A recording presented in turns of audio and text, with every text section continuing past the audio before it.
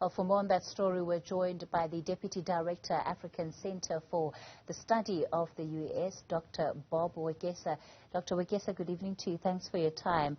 Of course, I think there were lots of people who held their breaths yesterday when that plane landed in Taiwan, but it doesn't look like the worst happened. Not quite. I think what we saw is what in the parlance of geopolitics is called war games, which is that China retaliated by undertaking a military drill over the airspace of Taiwan across the straits from mainland China in just a show of might. But definitely, I don't think the Chinese were going to go all the way to, in any form or shape, attack the Pelosi delegation to Taiwan. There is still some level of threat, at least coming from the part of China, that, you know, this visit will not go unpunished. I suppose now it's just a question of what that means. Certainly, I think there are certain things that the Chinese can do. One is they can escalate the geopolitical battle with the U.S. They could, for instance, trigger another trade war with the U.S. They could also lean more heavily on Taiwan, which they consider their own territory from 1949, when Taiwan kind of went separate from mainland China. So they could put pressure on the leadership there politically and so forth. But I don't think it's going to go far beyond that. We can't see a war with Taiwan at this point between mainland China and Taiwan. And in terms of trade, actually, China itself is so reliant on certain aspects of U.S. power, economic power that is. For example, microchips that are used for making computers and phones and so forth. They also export lots of their products to the U.S., including electronic equipment and related gadgets.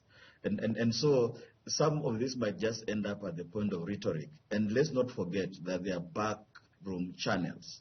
The Chinese and the Americans usually seem to be coming to blows, but then the diplomacy sets in and they find a quieter way of doing things. So ultimately, Dr. Wakesa, you're saying there was just a lot of huffing and puffing. That you couldn't have put it better, because the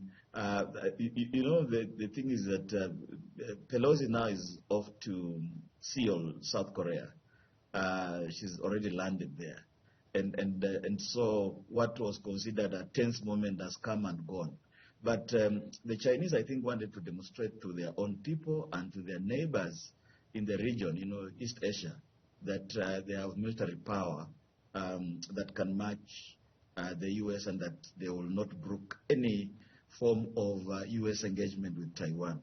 Nonetheless, you find that the Chinese are actually in an awkward position because the U.S. actually has an influence in their own region. Don't forget, South Korea shares a border with China. The country such as Mongolia is another country that is supportive of the U.S.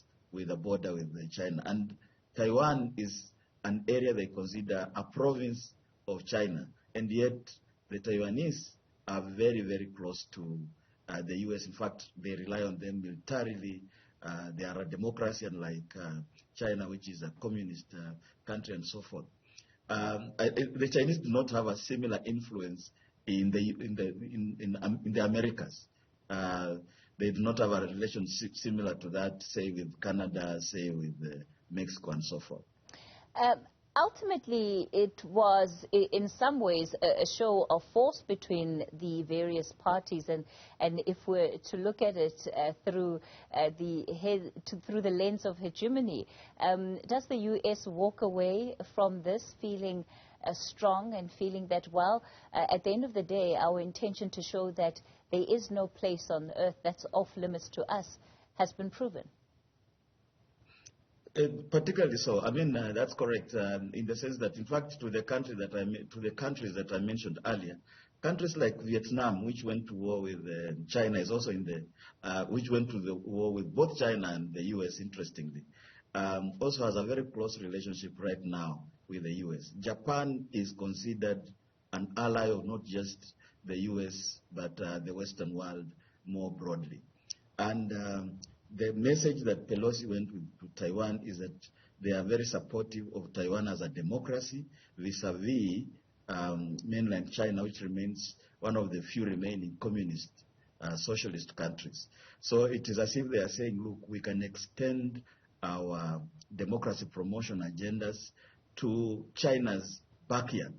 And that means something because what the narrative we've had in the last couple of years is that China was rising very fast and threatening the hegemony, as you put it, or the role of the U.S. as a superpower. But yet they are saying, no, look, we can come very close to you and there's very little you will do other than kind of issue threats or take some actions that seem threatening. All right, let's leave it there for tonight.